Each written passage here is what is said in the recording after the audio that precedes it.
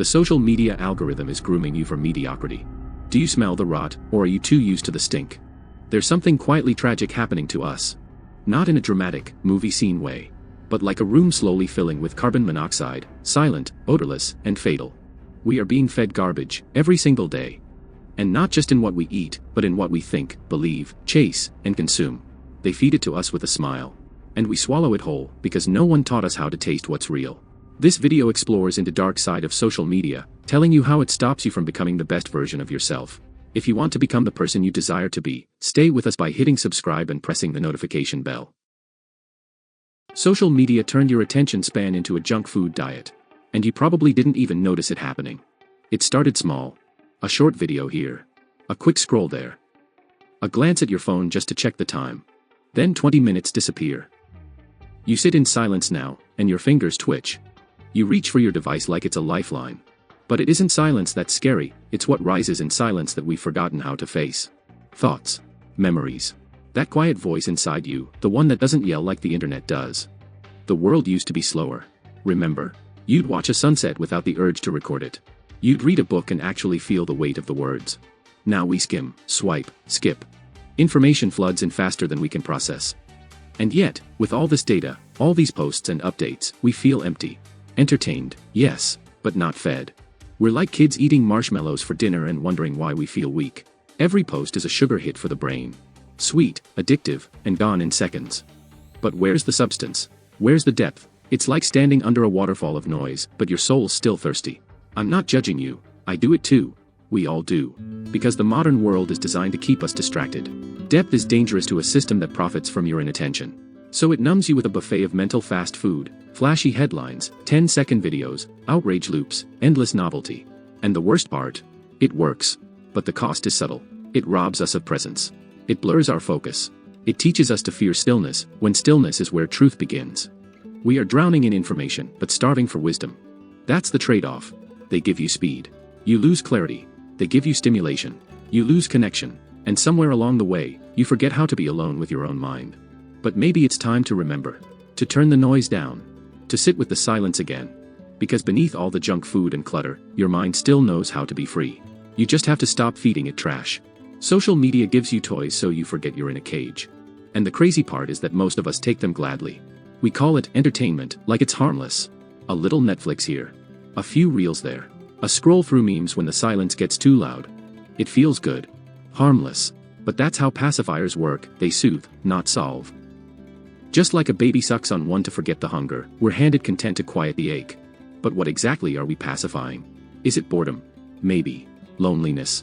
Probably. But dig deeper. Could it be that gnawing feeling that we were meant for something more? That strange emptiness we can't name. So we fill it with noise.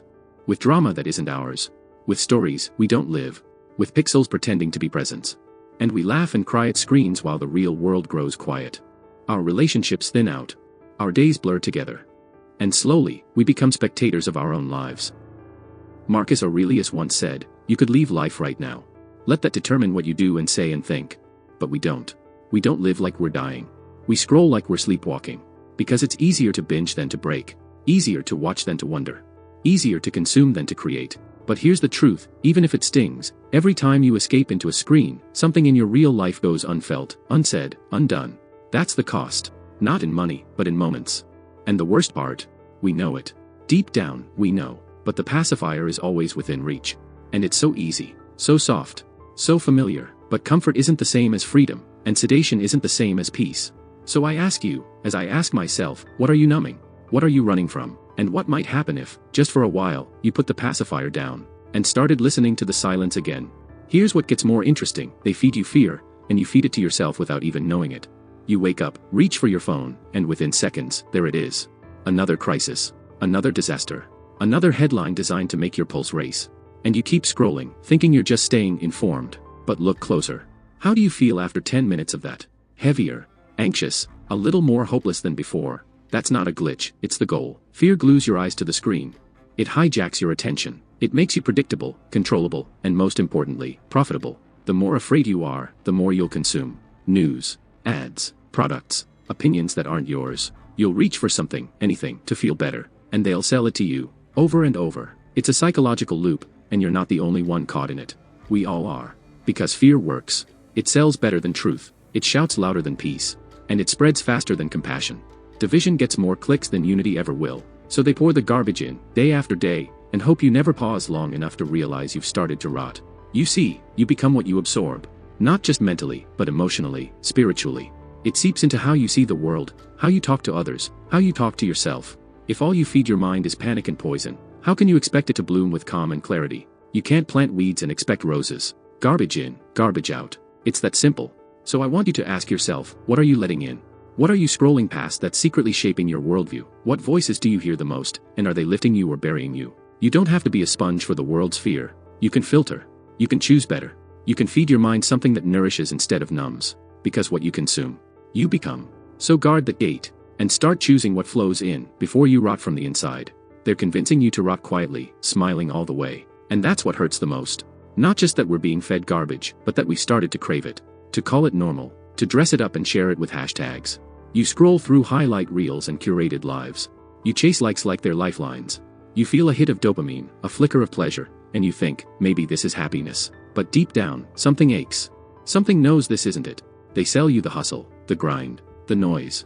And you buy it, because everyone else seems to. You stay exhausted, yet plugged in. Connected, but deeply alone. Busy, but never really living. You measure worth in clicks and followers. And all the while, your soul starves quietly behind the screen. That's the trick. They train you to love the cage. To decorate it. To call it freedom. You become the product. Your attention, the currency. And the more they keep you numbed, the less you ask why you're hurting. Rumi said, don't get lost in your pain. Know that one day your pain will become your cure. But how can pain heal you when you've been taught to avoid it at all costs? When every quiet ache is buried beneath more scrolling, more working, more pretending. We've replaced reflection with reaction.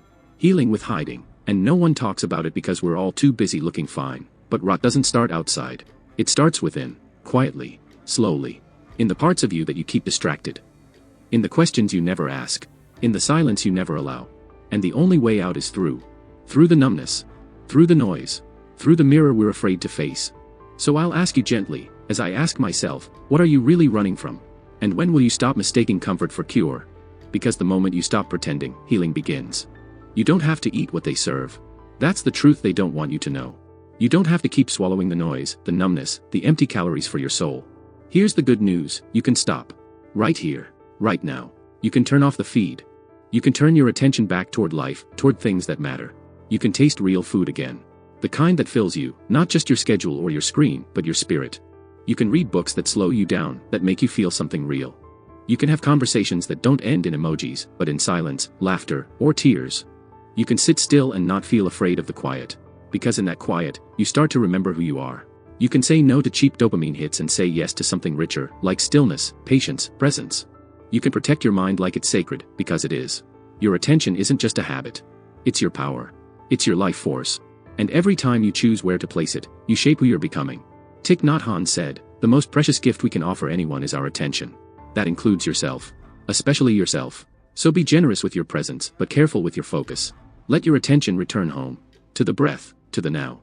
To this very moment, because that's how you stop the rot. Not with outrage or escape, but with awareness. With tiny, quiet choices. With choosing to feel, to pause, to wake up. And when you do, when you really do, you start to feel alive again. Not just existing, living. And that is the beginning of everything. So what will you feed yourself now? That's the question only you can answer. Every single day, they'll keep offering you the same menu, clickbait, chaos, comparison, quick highs that leave you empty. But here's the truth, you don't have to sit at that table. You don't have to keep eating what makes you sick. You can stand up, walk away, build your own table, slowly, intentionally, soulfully. Maybe it starts with a quiet morning and a warm drink, a journal open beside you, no pressure to perform, just space to be. Maybe it's that long, aimless walk where you finally breathe again. Or a deep conversation with someone who doesn't just hear you, but sees you. These moments, they don't shout. They don't flash. But they feed something real inside you. They remind you of the kind of life that doesn't need to be posted to be worth living. They're meals your soul remembers, even if your mind has forgotten. So choose them. Choose presence over performance. Silence over noise. Real over curated. Because while the world is still pushing its plate of trash your way, you still get to decide what you digest. That power never left you. Not once. And every time you say no to what drains you and yes to what grounds you, something begins to shift. The fog lifts. The rot heals. Slowly, but surely. And you start to feel whole again, not because the world changed, but because you did. So go ahead, sit at your own table, fill it with what matters.